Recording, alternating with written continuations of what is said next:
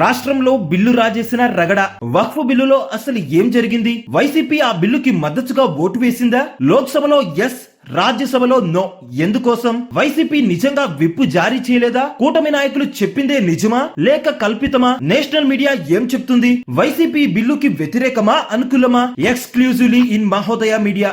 దేశవ్యాప్తంగా సంచలనం సృష్టించిన వక్ఫ్ అమెండ్మెంట్ బిల్ అటు లోక్సభతో పాటు ఇటు రాజ్యసభలో ఒక పెద్ద యుద్ధ వాతావరణంలో పాస్ అయింది. లోక్సభలో ఈ బిల్లుకి అనుకూలంగా 288 మంది ఓటు వేయగా 232 మంది వ్యతిరేకిస్తూ ఓటు వేశారు. రాజ్యసభలో 17 గంటల సుదీర్ఘ చర్చ అనంతరం 128 సభ్యులు అనుకూలంగా ఓటు వేయగా కేవలం 95 మంది మాత్రమే వ్యతిరేకించారు. ఇప్పుడు ఇదే రాష్ట్రంలో రాజకీయ రగడను రాజేసింది. బీజేపీ అనుబంధ పార్టీలైనటువంటి టీడీపీ, జనసేన పార్టీలు ఈ బిల్లుకి బహిరంగంగానే మద్దతు తెలిపి అదే విధంగా ఓటు వేయడం జరిగింది. మరోపక్క వైఎస్ఆర్సీపీ ఆది నుంచి బిల్లుని అడ్డుకుంటూ ఈ బిల్లుకి మేం వ్యతిరేకమంటూ చెప్పుకుంటూ బిల్డప్ ఇచ్చింది. కానీ కట్ చేస్తే ఆ పార్టీ డొల్లతనం బయటపడింది. వైఎస్ఆర్సీపీ పార్టీ ఈ బిల్లుకి అనుకూలంగా ఓటు వేసిందని 24 గంటల నుంచి ఇదే వార్త ట్రెండ్ అవుతుంది. ఇందులో వాస్తవాలేంటో ఇప్పుడు తెలుసుకుందాం. ఏదైనా ఒక బిల్లుపై ఓటింగ్ నిర్వహించే సమయంలో ఒక పార్టీ ఆ పార్టీకి సంబంధించినటువంటి సభ్యులందరూ కూడా విప్ జారీ చేసి మన స్టాండ్ ఏంటి అన్నది, ఆ బిల్లుకి మనం వ్యతిరేకమా లేక అనుకూలమా అన్నది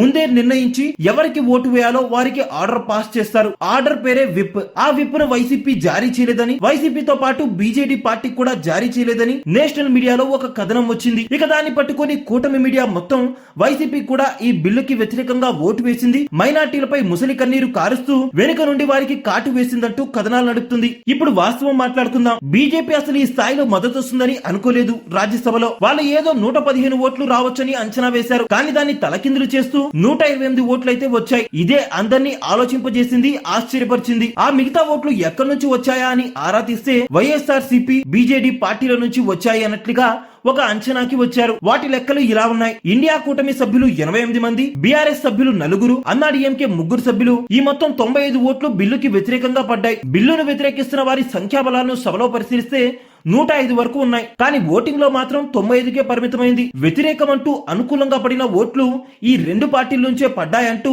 నేషనల్ మీడియాలో అదే చర్చకు దారితీసింది. సాధారణంగా ఇటువంటి వివాదాస్పద బిల్లులు ప్రవేశపెడుతున్నప్పుడు ఏ పార్టీ అయినా ముందుగానే విప్ జారీ చేస్తుంది. జారీ చేసిన దాన్ని న్యూస్ పేపర్లలో కూడా రిలీజ్ చేస్తుంది. కానీ వైసీపీ నేషనల్ మీడియా దీని గురించి చర్చించినప్పుడే దాన్ని బయటికి రిలీజ్ చేసింది. అంటే ఇక్కడ నిజంగానే వైసీపీ నుంచి తప్పుందా అని కొంతమంది మేధావులు అనుకుంటున్నారు. వైఎస్ఆర్సీపీ కావాలని బీజేపీకి సపోర్ట్ చేసిందని, లోక్సభలో ఎలాగో బీజేపీకి సంఖ్యాబలం ఉన్నందున అక్కడ వ్యతిరేకించి రాజ్యసభలో సంఖ్యాబలం లేని చోట వారికి మద్దతు ఇచ్చిందని, బీజేపీతో వైసీపీ దోస్తీ చేస్తుందని అనడానికి ఇంతకన్నా పెద్ద ఉదాహరణ లేదని రాజకీయవేత్తలు చెప్తున్నారు. మరోపక్క వైఎస్ఆర్సీపీ మేము విప్పు జారీ చేశామని, మా సభ్యులందరూ కూడా వ్యతిరేకిస్తూ ఓటు వేశారని ప్రెస్ మీట్లు పెట్టి అదే పనిగా చెప్తూ వస్తుంది. ఒకవేళ నిజంగా వైసీపీ బిల్లుకి వ్యతిరేకంగా ఓట్లు వేసి ఉంటే మరి ఆ ఓట్లు ఎలా పడ్డట్టు? వ్యతిరేకమన్న ముసుగులోనే ఎవరైనా అనుకూలంగా ఓటు వేశారా? బీజేపీ ఇక్కడ కూడా ఆపరేషన్ ఆకర్ష్ లాంటిది ఏమైనా చేసిందా? వ్యతిరేక వర్గంలో ఉన్న ఆ బ్లాక్ షీప్లు ఎవరు అన్నది ఇప్పటికి కూడా ప్రశ్నార్థకమే. కానీ దీని తాలూకా మచ్చ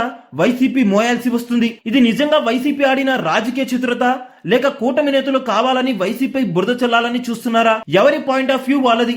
కానీ జరిగిన సంఘటనలు మొత్తం కూడా వైసీపీ తప్పు చేసిందేమో అన్నట్టుగానే కనిపిస్తుంది. గత 5 ఏళ్ల నుంచి వైసీపీ, బీజేపీ ఎంతో అన్యోన్యంగా అంటుకాగాయి. మీ అందరికీ తెలిసిందే ఈ విషయం. ఆ స్నేహమే వీటికి దారి తీసిందా లేక రాజకీయ ప్రత్యర్థులు వేసిన బురదలో వైసీపీ ఇరుక్కోవాల్సి వచ్చిందా? వీటికి సమాధానం ఇప్పట్లో అయితే దొరకదు. కానీ ప్రజలు ఏ వర్షన్ ని నమ్ముతారనే దానిపైనే వైసీపీ భవితవ్యం ఆధారపడి ఉంటుంది. వారిపై వచ్చిన ఎలిగేషన్స్ ని మైనార్టీలు నమ్ముతారా లేక కొట్టిపారేస్తారా అన్నదానిపైనే వైసీపీ ఇమేజ్ ఆధారపడి ఉంటుంది. వైసీపీ బిల్లుకి వ్యతిరేకంగా ఓటు వేసిందని మీరు అనుకుంటున్నారా లేక అనుకూలంగా ఓటు వేసింది అనుకుంటున్నారా? మీ అభిప్రాయం ఏంటో కింద కామెంట్ చేసి తెలియజేయండి.